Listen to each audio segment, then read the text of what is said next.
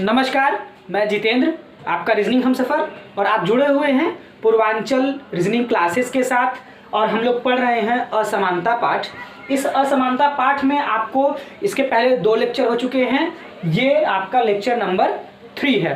पहले में मैंने आपको बेस बताया, 5 सवाल अभ्यास करवाए हैं। दूसरे में भी हमने आपको 5 सवाल करवाए हैं। आज तीसरा लेक्चर है, इसमें भी आपको परीक्षा में आए हुए सवालों के लिए हम आपसे चर्चा करते हैं हमेशा। और ये जो सवाल है आपसे यहाँ पूछा गया है, ये क्वेश्चन आपसे पूछा गया है पीएनबी क्लर्क 2010 का पूछा गया सवाल हम आपसे चर्चा करने जा रहे हैं। तो इसके पहले मैं आपको बता दूं, अगर आप मेरे चैनल पर नए हैं, पहली बार देख रहे हैं, तो पिछले वीडियोस को पढ़ने के लिए, पिछली क्लासेस से जुड़ने के लिए आप हमारे चैनल पूर्वांचल रीजनिंग क्लासेस को फ्री ऑफ कॉस्ट, निःशुल्क आप सब्सक्राइब कर सकते हैं। और इसके सब्सक्रिप्शन का कहीं पर भी कोई चार्ज नहीं लेना है। सेवा भाव से ये कार्यक्रम है, इससे जुड़िए और लोगों को भी लाभान्वित कीजिए। और संपूर्ण रीजनिंग हिस्से की सारी तैयारी हमारे साथ आप जुड़ करके करिए। और ये मैं बता दूं आपको कि ये जो सवाल है आपका विशेष करके बैंकिंग का सवाल है, बैंक में ही पूछा गया है, लेकिन यूपीएसआई या एसएससी के ग्रेजुएट लेवल में भी पूछे जाने की संभावनाएं बनी रहती हैं। तो हम लोग आ जाते हैं अपने सवालों पे। सवाल पे जहाँ तक इस सवाल की बात है, तो ये सवाल आपको देखिए जो छपा होगा, अगर उसको पढ़ा जाए तो पढ़ने में काफ़ी समय लग जाएगा। तो उसको हम पढ़ने के बजाय आपको क्या होगा, एग्जाम में लिखा रहेगा और उस लिखे हुए के हिसाब से जो जरूरी जानकारियां हैं मैंने यहाँ पे आपको लिख दिया है। तो यहाँ पे अभी क्या करना है, आपको करना ये है कि दिए गए निर्देशों को फॉलो करना है और उन्हीं के आधार पर आपको सवाल लगा देना है। अब निर्देश की अगर हम बात करेंगे आपसे, तो पी क्यू से न तो बड़ा है और न ही छोटा है। इसमें देखिए न शब्द आया है।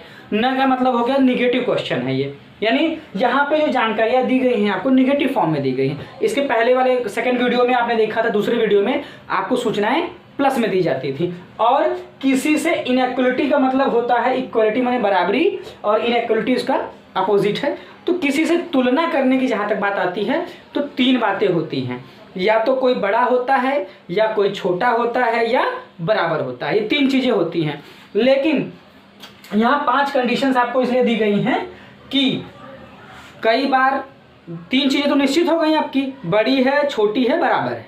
लेकिन संभावनाएं होती हैं 2, जिसमें या तो बड़ा है या बराबर है, या तो छोटा है या बराबर है। इस तरह की संभावनाएं होती हैं, तो उनको भी आपको करना होता है। तो सबसे पहले आपको करना ये है कि P star Q, P Q से न तो बड़ा है न ही बराबर है। देखिए न 3 कंडीशन मैंने बताया आपको, बड़ा, छोटा और बराबर। वो मना कर रहे हैं कि न बड़ा है न बराबर है। इसका मतलब क्या है, छोटा है। क्या है वो, छोटा है। तो P less than Q, P जो हो जाएगा वो आपका Q से छोटा हो जाएगा। दूसरा P@Q का मतलब है P Q से न तो छोटा है और न बराबर है, न छोटा है न बराबर है। इसका मतलब क्या है कि P जो है वो Q से बड़ा है। क्लियर?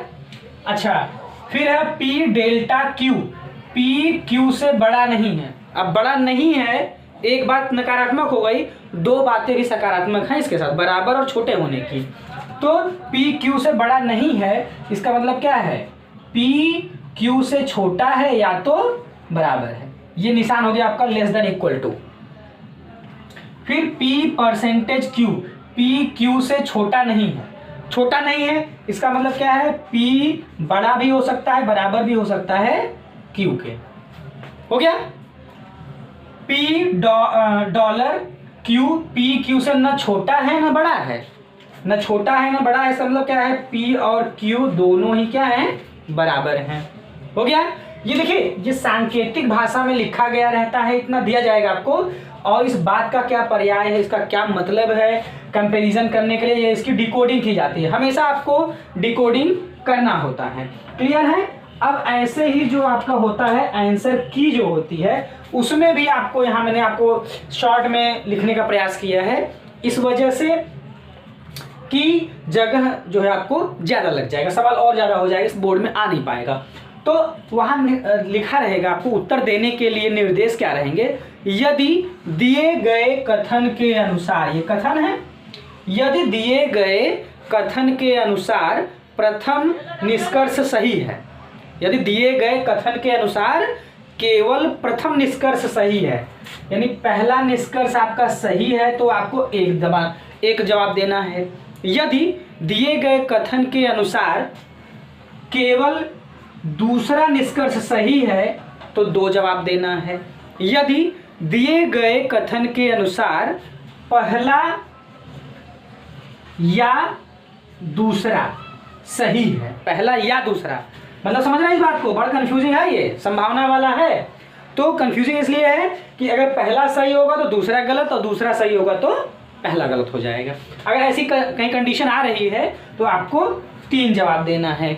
उसके बाद यदि पहला और दूसरा, यदि पहला और दूसरा दोनों गलत हो रहा है तो आपको 4 जवाब देना है। उसके बाद पहला और दूसरा दोनों सही हो रहा है, दोनों सही हो रहा है, यानी फर्स्ट और सेकंड कंक्लूजन, निष्कर्ष दोनों सही हो रहे हैं तो आपको 5 जवाब देना है। तो ये हो गया आपका आंसर की, ये इसमें जो सिंबल्स यूज किए गए हैं यहाँ पे कथन में, उनके लिए गाइडलाइन है, उस गाइडलाइन को मैंने डिकोड कर दिया है। उसके बाद मैंने बता दिया आपको कि मैं केवल एग्जाम स्पेशल क्वेश्चन की चर्चा करता हूँ, जिसमें ये सवाल आपका PNB क्लर्क 2010 में आया हुआ सवाल है। अब आ जाते हैं सवालों पे। पहला सवाल आपको ये बोल रहा है कि कथन यहाँ दे दिया गया है, कथन भी आपको क्या है, पहला कथन है, दूसरा कथन है और तीसरा कथन, 3 कथन देने के बाद यहाँ 2 निष्कर्ष आपको दिए गए हैं। कथन भी सांकेतिक भाषा में है और निष्कर्ष भी सांकेतिक भाषा में है, इसी सांकेतिक भाषा में है। तो लगाने से पहले, सवाल पे चर्चा से पहले हमें क्या करना होता है, इस चीज को डिकोड करना होता है, कथन को भी डिकोड करना है और निष्कर्ष को भी डिकोड करना है। तो R परसेंटेज, देखिए R बड़ा है या बराबर है W के। उसके बाद W @ क्या बता रहा है, देखिए W बड़ा है F से, W बड़ा है F से, और उसके बाद F डॉलर का मतलब क्या है, बराबरी को बता रहा है, तो F और Z दोनों ही बराबर हैं। यहां तक समझ गए आप। उस बाद निष्कर्ष को भी आपको क्या करना है, डिकोड कर लेना है। तो F स्टार यानी F छोटा है R से, यही वाला स्टार का मतलब, देखिए पहला वाला। उसके बाद Z छोटा है W से। तो ये क्या हो गया आपका, ये जो आपने किया है ये डिकोडिंग है और ये डिकोडिंग है। इसको डिकोड करने के बाद ही आपको उत्तर देना होता है, मतलब बिना उसको डिकोड किए हुए आप डायरेक्ट आंसर नहीं दे पाएंगे। अब इसके लिए मैंने आपको पहले भी बताया कि हमारे साथी अध्यापकों ने किताबों में अलग अलग नियम, अलग अलग तरीके समझाए गए हैं, और मेरे द्वारा जो चर्चा की जाती है वो होती है आपकी एरो मेथड। एरो मेथड यानी तीर विधि से जो है ना आप हल करेंगे इसको। तो मैंने आपको ये भी बताया कि पहला जो होता है नाम R है, उसकी एरो जो आप बनाते हैं उसके लिए आप फ्री होते हैं। R को आपने बना दिया, यहाँ ड्रॉ कर दिया R को, क्लियर। अच्छा, उसके बाद R बड़ा है या बराबर है W के, तो निश्चित तौर पर W क्या होगा, उससे छोटा होगा, R से छोटा होगा ना W, या दूसरी जो संभावना है डॉटेड करके हमने बनाया है, दोनों ही बराबर हो सकते हैं। तो W R से छोटा भी हो सकता है और दोनों बराबर भी हो सकते हैं। W जो है वो F से बड़ा है, यानी कि दोनों संभावनाएं हैं, कोई निश्चित नहीं है कि बराबर भी हो सकता है और बड़ा भी हो सकता है R। लेकिन दूसरे में W और F का जो कंपेरिजन किया गया है, कंपेयर है यहाँ पे, वो क्या है कि W जो है वो बड़ा है, ये निश्चित हो गया, क्योंकि यहाँ 2 सिंबल्स का प्रयोग नहीं है। तो आपका हो गया भाई ये F, W बड़ा हो गया, F छोटा हो गया। है ना। तो आर की तुलना में क्या है, ये आर से भी तो छोटा हो गया ये। अगर दोनों को बराबर लेंगे तब भी छोटा है, और आर तो डब्ल्यू से बड़ा है ही, तो एफ से भी बड़ा हो जाएगा। अच्छा, एफ और जेड दोनों बराबर हैं।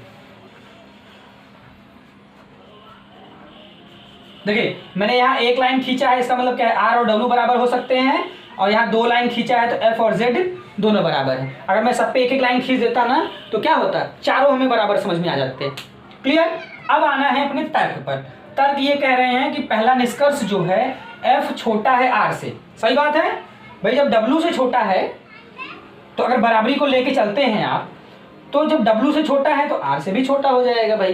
जैसे दो लोग बराबर हैं तो जब एक लोगों से छोटा हो गया तो दूसरे वाले से भी छोटा हो जाएगा, तो इससे छोटा हो गया, यहाँ से भी मिल गया आपको।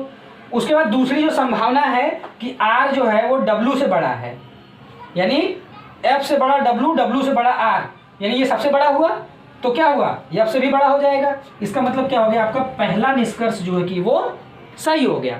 अब z छोटा है, यानी वही बात है, दोनों जब बराबर हो गए, है ना, तो जैसा व्यवहार f के साथ वैसा व्यवहार z के साथ। तो यहाँ पे जब w है, w की तुलना में f छोटा है तो z भी छोटा रहेगा, यानी f से बड़ा w तो z से बड़ा भी w। तो दोनों ही निष्कर्ष यहाँ पे क्या हो गए, आपके सही हो गए। तो जब दोनों निष्कर्ष सही हो जा रहे हैं, यदि निष्कर्ष 1 और 2 दोनों सही हैं तो उत्तर 5 देना है आपको। तो क्या करेंगे, यहाँ पे विकल्प में जाएंगे और सर्कल मतलब कि पांचवा गोला यानी पांचवा विकल्प जो रहेगा उसको हम क्या करेंगे, काला कर देंगे। तो पहले प्रश्न में कथन के अनुसार निष्कर्ष दोनों सही है और पांचवा विकल्प यहाँ पे चुन लिया जाएगा। क्लियर। चलिए चलते हैं अभी हम नेक्स्ट क्वेश्चन पे, क्वेश्चन नंबर 2।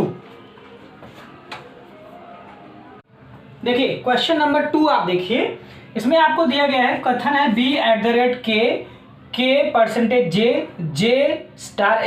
अभी तक इतने सवाल आप लगाए। एक बात ये ऑब्जर्व करिएगा कि जो अगली इंफॉर्मेशन है, यानी पहले कथन के बाद जो दूसरा कथन आया हुआ है वो क्या है, जो लास्ट है वहां यहाँ पे स्टार्टिंग है, जो लास्ट है उसकी यहाँ स्टार्टिंग है। कहने का मतलब क्या है, सभी कथन एक दूसरे से जुड़े हुए हैं। अगर कोई कथन डायरेक्ट मतलब कि यहाँ पे इसको गायब कर दिया जाए और जे और एम को अलग दे दिया जाए तो क्या है, वहां पे आप तुलना नहीं कर पाएंगे। ये होना चाहिए, अगर हम इसको यहाँ पे रख देते हैं दूसरे नंबर पे और दूसरे वाले को तीसरे पे रख देते हैं, तो आप पहले को हल करेंगे, साथ ही साथ के से जो शुरुआत होगी, यहाँ के से एंडिंग है तो जो के से शुरुआत होगी ना, उस वाले कथन को पहले आपको समझना होगा।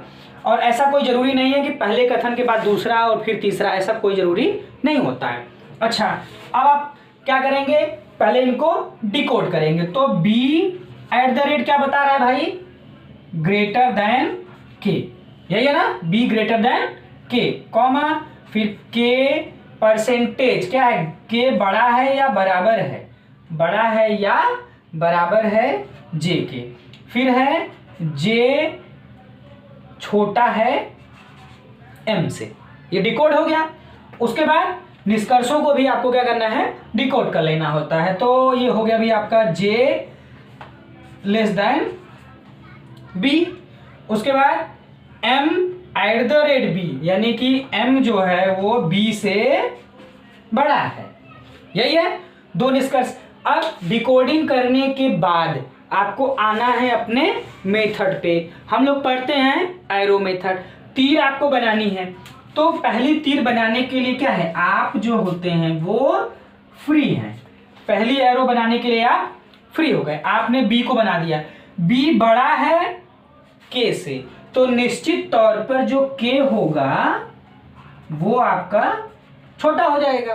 तो भाई बी बड़ा हो गया और के छोटा हो गया, तुलना हो गई। क्लियर। अच्छा, उसके बाद के बड़ा है या बराबर है जे के, तो छोटा जे छोटा भी तो हो सकता है। अगर के बड़ा है तो जे छोटा भी हो सकता है। तो अगर छोटा और बराबर की जब बात आए तो पहले छोटा बनाया करिए, उसके बाद बराबर बनाया करिए। और अगर बड़ा या बराबर की बात आए तो पहले बराबर बनाना है, उसके बाद बड़ा बनाना है। तो जे छोटा है तो देखिए भाई हमने बना दिया, देखिए जे को हमने छोटा कर दिया, या दोनों बराबर हैं, देखिए बराबर हो सकते हैं तो बराबर के लिए ये निशान हो गया। एक कंडीशन के हिसाब से के बड़ा है, इतना जब हमने लिया है ना, और दूसरी कंडीशन के हिसाब से दोनों ही बराबर हो सकते हैं जब हमने डॉटेड हिस्से को भी ले लिया है। अब जे छोटा है m से, तो देखिए जे से बड़ा तो k भी है, जे से बड़ा k भी है, और k से बड़ा है b, और वो कह रहे हैं जे से बड़ा m भी है, जे से बड़ा m भी है। तो m इतना बड़ा हमने खींच दिया तो भी बड़े में आएगा, अगर हमने उसको यहाँ तक खींच दिया तो भी क्या है, जे जो है कि m से बड़ा हो गया। लेकिन k से बड़ा है यह कोई जरूरी नहीं है, कितना बड़ा है यह भी नहीं कह सकते आप। b से अगर तुलना करेंगे m की तो भी क्या है, b दोनों बड़े हैं, j से बड़ा m भी है और j से बड़ा b भी है, लेकिन कौन कितना बड़ा है। इसीलिए मैंने बताया आपको, जब दो चीजों के बारे में आपको कंपैरिजन करना हो तो आपको करना क्या है, हाउ मच, क्या करना है, हाउ मच, यानी कितना, क्या हो जाएगा, कितना हो जाएगा। क्लियर। अब कितना का मतलब ये हो गया कि जो जे से है m बड़ा है, कितना बड़ा है। अगर ये 2 मीटर है और जे से बड़ा b भी है, अगर ये 1 मीटर है बड़ा, तो m सबसे बड़ा हो जाता, लेकिन ऐसा कोई प्रूफ आपके पास नहीं है। अब तुलना करिए आप, जे बड़ा है, सॉरी जे छोटा है b से, सही है कि नहीं। अगर ये दोनों बराबर हैं तो k से बड़ा b हो गया तो j से बड़ा भी b हो जाएगा, हो गया। अगर j को हमने छोटा माना है k से, तो j से बड़ा है k से बड़ा है b, तो सबसे बड़ा हो गया b। तो दोनों ही कंडीशन में क्या है, j हमारा बड़ा ही निकल के आ रहा है। तो पहला निष्कर्ष हमारा क्या हो गया, यहां सही हो गया। दूसरे के बारे में देखिए, ये निश्चित था, सही हो गया। अब m बड़ा है b से, ठीक। अब ये कह रहे हैं कि निश्चित बड़ा है, ये कह रहे हैं कि निश्चित बड़ा है। और मैंने आपको बता रखा है कि जहां बात निश्चित हो जाएगी वहां संभावनाएं समाप्त हो जाएंगी, और जहां संभावनाएं रहती हैं वहां पर कोई भी बात निश्चित नहीं हो सकती है। अच्छा, दोनों एक साथ नहीं हो सकते, पॉसिबिलिटी और एक्यूरेसी दोनों एक साथ नहीं होंगे। अब ये कह रहे हैं कि m बड़ा है b छोटा है, और निश्चित कह रहे हैं, ठीक। मिलान करिएगा, देखिए j से बड़ा m भी है और j से बड़ा b भी है, लेकिन j से कितना बड़ा m है या j से कितना बड़ा b है यह क्लियर नहीं है। इस एरो पे मत जाइएगा, इस एरो को तो हम इतना बड़ा भी बना सकते हैं, यहाँ तक भी बना सकते हैं। अभी जैसे ये देख के लग रहा है आपको कि m बड़ा है, हमने कहा कि b भी बड़ा है, अगर हम b को यहाँ तक बना दें या यहाँ तक बना दें, यहाँ तक मान लीजिए, तब b बड़ा हो गया। कहने का मतलब है कि अगर मात्रात्मक इसकी स्टडी करने पर ये पता चलता कि नहीं भाई j बड़ा है, j से m जो है कि 1 मीटर बड़ा है जबकि b केवल आधा मीटर बड़ा है, तब तो आप निश्चित कह देते, लेकिन निश्चित नहीं कर पाएंगे यार। तो क्या हो गया, ये दोनों ही संभावनाएं हैं कि ये भी बड़ा हो सकता है, j से बड़ा b भी हो सकता है, j से बड़ा m भी हो सकता है। लेकिन जब कंपेयर पे आएंगे आप, इनकी तुलना करेंगे तो ये b भी बड़ा हो सकता है किसी संभावना में, और किसी संभावना में m भी बड़ा हो पाएगा। तो दोनों ही बातें संभावना है और दोनों ही बातें संभावित तौर पे सही है, इसलिए निश्चित बात यहाँ पर नहीं हो पाएगी। तो दूसरे में क्या हुआ, आपका पहला सही हो गया। तो यदि केवल निष्कर्ष एक, ये है ना, आंसर की पे जाइए, यदि केवल निष्कर्ष एक सही हो तो आपको जवाब क्या देना है, 1 देना है। तो दूसरे प्रश्न में क्या करेंगे आप, पहले वाले ऑप्शन को चुन लेंगे। क्लियर। नेक्स्ट क्वेश्चन देखिए, थर्ड क्वेश्चन देखिए, क्वेश्चन नंबर 3 आप देखिए, दिया गया है कि कथन $t डेल्टा h@n। सबसे पहला काम आपको क्या करना है, डिकोड कर लेना है। डिकोड कर लीजिए आप। d डॉलर क्या समझा रहा है भाई, दोनों ही बराबर है, d और t दोनों ही बराबर हो गए। अच्छा, t डेल्टा क्या आपको बता रहा है, t <= h, यही है ना डेल्टा। अच्छा third, h at the rate क्या बता रहा है, h ग्रेटर देन n, यानी कि h जो है कि वो बड़ा है। निष्कर्ष को कर लीजिए आप भी को तुरंत, h $d, देखिए यही है ना, h और d दोनों बराबर हैं, h बड़ा है d से। देखिए दोनों ही निश्चित हैं, और जब संभावना होती है तो निश्चितता नहीं होती है। इसमें से क्या होगा, मैं आपको पहले ही बता दे रहा हूं कि अगर कोई संभावना आएगी तो निश्चित नहीं होना है, और अगर कोई निश्चित क्लू आ जाएगा तो दोनों में से कोई एक ही सही होगा। मतलब समझ गए, अगर ये कोई निश्चित प्रूफ मिल गया कि h और d दोनों बराबर हैं, तब तो दूसरा अपने आप गलत हो जाएगा भाई, एक बार में एक ही बात निश्चित हो सकती है। या कोई क्लू आपको मिला कि h बड़ा है d छोटा है, तो क्या होगा, h ग्रेटर देन हो जाएगा, d आपका लेस देन हो जाएगा। तब क्या होगा, ये दोनों की इक्वालिटी का जो निष्कर्ष है वो गलत हो जाएगा, क्योंकि निश्चित यहाँ दिया गया है। अब आते हैं हम लोग लगाने पर। सबसे पहला तीर फ्री है आप बनाने के लिए, मार दीजिए तीर आप d पे, d को बना दिया आपने पहला, और दूसरी तीर भी आपको t बनाना है, जिसमें वो बता रहे हैं कि दोनों बराबर हैं, d और t दोनों ही बराबर हैं। h, अब t और h में t छोटा है, पहली कंडीशन t छोटा है h बड़ा है, या दोनों बराबर हैं, यही ना। तो सबसे पहले क्या करेंगे आप, h को इसके बराबर कर लीजिए, है। तो क्या हुआ, एक कंडीशन के अकॉर्डिंग d t h तीनों बराबर हो गए, यानी जैसा व्यवहार, जब दोनों ये बराबर है d और t, तो t जैसा व्यवहार h से होगा वैसा ही d का भी व्यवहार होगा। लेकिन साथ ही साथ ये भी कह रहे हैं कि t छोटा है, इसका मतलब क्या है, h की एरो उससे थोड़ी सी बड़ी भी हो सकती है, बड़ा मतलब h जो है t से तुलना करने पर बराबर भी हो सकता है और h बड़ा भी हो सकता है। h बड़ा है n से, h बड़ा है n से, तो देखिए यहाँ पे n का नाम आया हुआ है, ये h से तुलना करने पे n की स्थिति है, n यहाँ तक इतना छोटा भी, यहाँ तक भी छोटा हो सकता है, ऐसी कोई बात नहीं है। तो लेकिन प्रश्न में देखिए यहाँ n की कोई चर्चा नहीं है, तो n पे आपको विशेष कोई ध्यान भी देने की आवश्यकता नहीं है, यानी उत्तर देने के लिए केवल यही 3 एरो ही पर्याप्त हैं। n को आपको दिया गया है, उसका इस सवाल में अगर निष्कर्ष में कहीं n का नाम होता तो जरूरत पड़ती, वैसे जरूरत n का कहीं नाम नहीं आ रहा तो कोई जरूरत यहाँ पे नहीं है।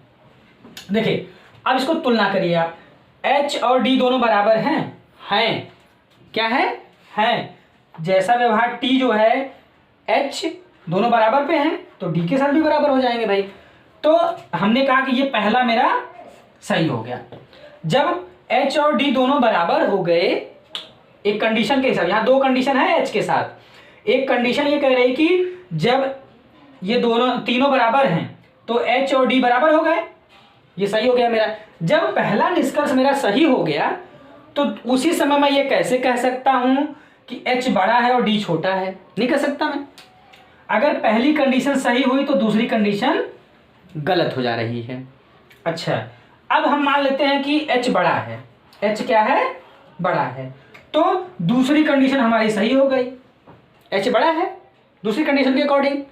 तब क्या होगा, हमारा h और d बराबर होने का जो निष्कर्ष है वो गलत हो जाएगा। तो देखिए यहाँ क्या है, बड़ा खास सवाल है ये, पहला सही तो दूसरा गलत, और अगर दूसरा गलत तो पहला सही, ये हो रहा है ना इसमें, यानी निष्कर्ष 1 सही हो रहा है तो निष्कर्ष 2 गलत हो जा रहा है, और अगर निष्कर्ष 2 सही हो रहा है तो निष्कर्ष 1 गलत हो जा रहा है। यानी क्या है, दोनों ही बातें एक साथ लागू नहीं हो रही हैं। अगर ये सही है तो ये गलत, अगर ये गलत है तो ये सही है कि नहीं, ये या की स्थिति में पहुंचे हैं, या पहला सही या दूसरा सही, यही है ना, या पहला सही या दूसरा सही। निश्चित तौर पर पहला सही नहीं है, निश्चित तौर पर दूसरा भी सही नहीं है। या की कंडीशन सही तो है, कोई एक सही है, या पहला सही है या दूसरा सही है। अब ये क्या हो गया, ये और वाली कंडीशन में फंस गया, इसको आइदर की कंडीशन भी बोलते हैं,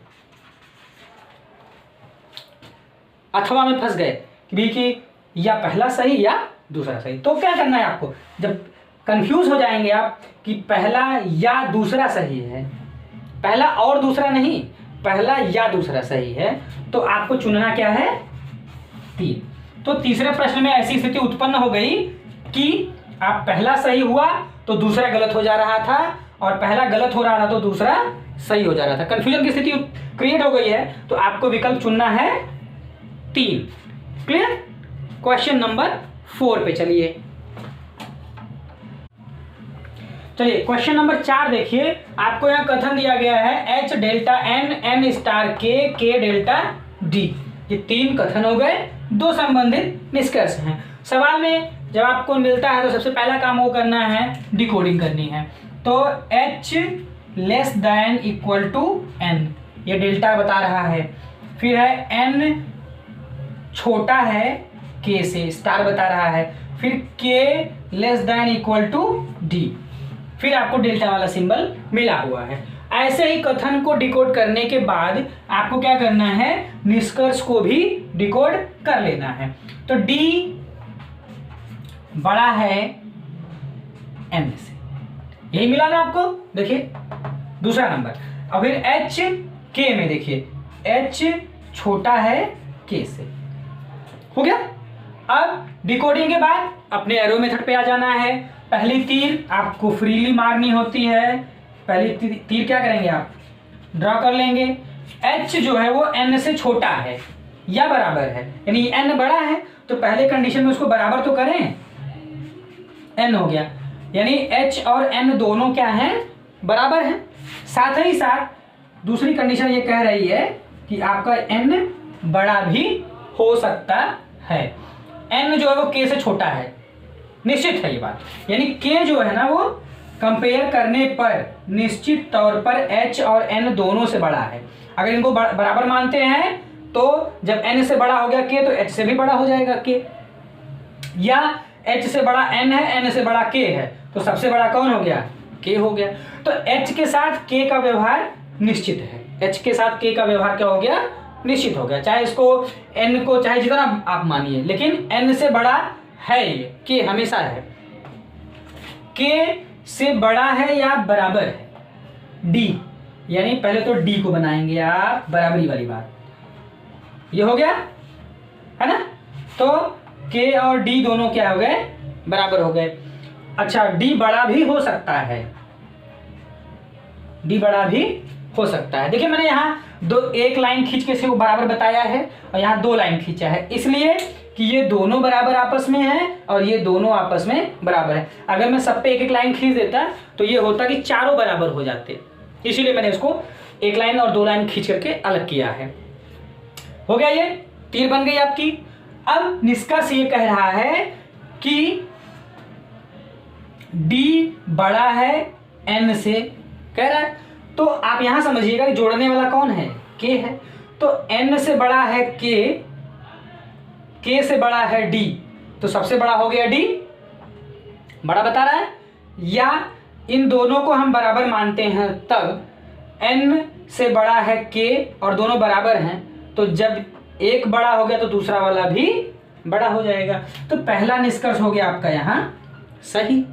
दूसरे पे आ जाइए, H जो है कि छोटा है K से, तो H और N दोनों बराबर हैं, तब भी क्या होगा, N छोटा है, यहां दिया गया देखिए N छोटा है तो H भी छोटा हो जाएगा। अगर N को हमने बड़ा मान लिया है तब भी क्या है, K क्या है, सबसे बड़ा है इसमें, तब भी क्या है यहाँ पे H हमारा छोटा ही आएगा। तो आपको क्या मिला, यहाँ दोनों सही मिल गए। तो आपको देना क्या है, यदि निष्कर्ष 1 और 2 दोनों सही हों या सत्य हों तो 5 चुने, ऐसा आपको निर्देश में दिया गया है। तो चौथे प्रश्न में क्या हो जाएगा, आपका 5वां विकल्प सही हो जाएगा। क्लियर। नेक्स्ट क्वेश्चन 5 नंबर देखिए। क्वेश्चन नंबर 5 में आपको दिया गया है कि कथन $E@K$J, ये तीनों को सबसे पहले क्या करना है, आपको डिकोड करना है। तो परसेंटेज मेरा बता रहा है कि W greater than equal to E, ये हो गया। अच्छा, फिर E एट द रेट मतलब बता रहा है कि E बड़ा है K से, E ग्रेटर देन K। फिर K डॉलर, K और J दोनों ही बराबर हैं, इक्वलिटी को बता रहा है।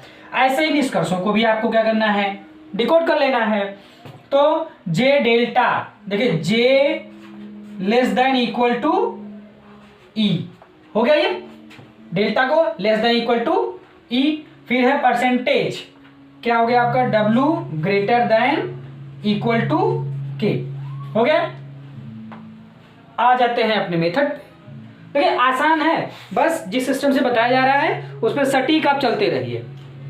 एरो मेथड में पहली एरो फ्री, आप फ्रीली खींच सकते हैं। उसके बाद W जो है वो बड़ा है या बराबर है, मतलब क्या होगा, E जो है, E की एरो क्या है, वो तुलनात्मक रूप में W से छोटी है, छोटी हो गई, या दोनों बराबर हैं, या दोनों बराबर हैं। माने एक कंडीशन में क्या है, W बड़ा है, E छोटा है, दूसरी कंडीशन में W और E दोनों ही क्या हैं, बराबर हैं। E बड़ा है K से, निश्चित हो गया, तो K की एरो भाई और छोटी बनेगी, बन गया। E जो है वो तो क्या होगा, W सब इसमें बड़ा हो गया ना, अगर दोनों को बराबर मानेंगे तब भी K छोटा हो गया, छोटा हो गया। अगर दोनों में आप W को बड़ा मानेंगे, W से छोटा है E, E से छोटा है K, तब भी K सबसे छोटा हो गया। K और J दोनों बराबर हैं। देखिए जैसा व्यवहार J के साथ, K के साथ, वैसा ही व्यवहार K के साथ। तो ये दोनों बराबर हैं, ये दोनों आपस में बराबर हैं। निष्कर्ष पे आ जाइए, J छोटा है या बराबर है E के, ये सही बात है कि गलत बात है? मुझे लगता है कि गलत है, क्योंकि जैसा K के साथ वैसा J के साथ, दोनों जब बराबर हैं ये, तो ये लोग ये इनके साथ जो व्यवहार करेंगे वही इनके साथ भी करेंगे, क्योंकि बराबरी वाले हैं भाई। तो क्या होगा आपका पहला निष्कर्ष, क्या हो जाएगा, गलत हो जाएगा। गलत ऐसे हो जाएगा कि E जो है K से बड़ा है, K से बड़ा है। अगर बराबर होता तो भाई बराबरी पे कहीं जाके निशान इसका कहीं एरो बनता ना, बराबर होता तो देखिए यहां बता रहा है कि E बड़ा है, तो जब E बड़ा है तो J भी बड़ा, जो E है K से बड़ा है तो J से भी बड़ा हो जाएगा। अच्छा दोनों बराबर हैं, कोई तुलना ही नहीं है, W और E आपस में बराबर, जब ये छोटा है तो छोटा है, बात खत्म, वहां कोई संभावना नहीं आएगी। तो पहला सही, गलत हो गया आपका। दूसरे में देखिए W और K को कंपेयर कर रहे हैं कि W बड़ा है, ठीक है, बड़ा है, तो जो व्यवहार E करेगा वही व्यवहार तो W भी करेगा, ठीक। तो दूसरा वाला भी इसमें गलत हो जाएगा। कैसे कि जो W है E से बड़ा है और E जो है K से बड़ा है, तो K से बड़ा E, E से बड़ा W, तो सबसे बड़ा W। यहाँ कह रहा है कि बड़ा भी है बराबर भी है, नहीं, बराबर तो जो है ना W E के बराबर है और K जो है कि J के बराबर है, ये आपस में बराबर नहीं है। तो यहाँ पे दोनों ही कंडीशन गलत हो गई। तो आ जाइए आंसर की में, आपको करना क्या है, यदि निष्कर्ष 1 और 2 दोनों गलत हैं तो आपको चुनना है क्या, 4। तो यहाँ पे आप चुन लेंगे 4। तो पांचवें प्रश्न में क्या होगा, विकल्प संख्या 4 आपकी सही हो जाएगी। क्लियर। और इस पीएनबी क्लर्क 2010 की परीक्षा में यहाँ पे किताब में जो मैं हल करवा रहा हूँ आपको 6 प्रश्न दिए गए हैं, मैं 6 भी आपको हल करवा दूँ, सारे हल करवा दे रहा हूँ, लेकिन मेरा टारगेट जो है केवल एग्जाम स्पेशल के लिए, उस पर मैं कायम हूं। और जुड़े रहिए हमसे हमारे चैनल को सब्सक्राइब करके।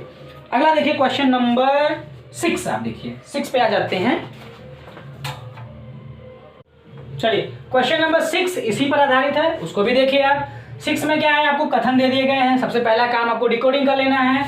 R, फिर स्टार बता रहा R less than M, R less than M हो गया।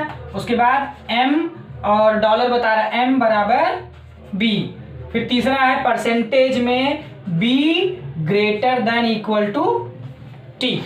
फिर निष्कर्ष को भी डिकोड कर लेंगे। ये बता रहे हैं निष्कर्ष आपको, पहला वाला कि R लेस देन T, दूसरा बता रहा है T less than equal to M। हो गया ये। अब सवाल के मेथड पे एरो, पहली एरो फ्री, देखिए हो गया पहली एरो, आर मैंने बना दिया यहाँ पे।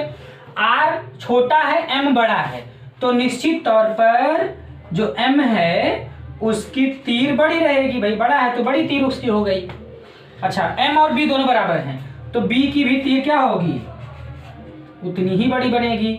एम और बी दोनों बराबर हो गए, तो आर से बड़ा एम है और ये दोनों बराबर हैं, तो निश्चित हो गया कि आर से बड़ा बी है। एम बड़ा भी हो सकता है, सॉरी यहाँ एम नहीं बी है भाई, ये हाँ, बी बड़ा भी हो सकता है या बराबर भी हो सकता है टी के। तो एक कंडीशन के अकॉर्डिंग टी जो है छोटा है ना, बी से छोटा हो गया। दूसरी कंडीशन कह रहा है कि दोनों बराबर हैं भाई, ये लीजिए मैंने बराबर भी बना दिया इसको। तो आर से एम बड़ा है और बी बराबर है, दोनों एम और बी बराबर हैं, तो आर से बड़ा एम और आर से बड़ा बी।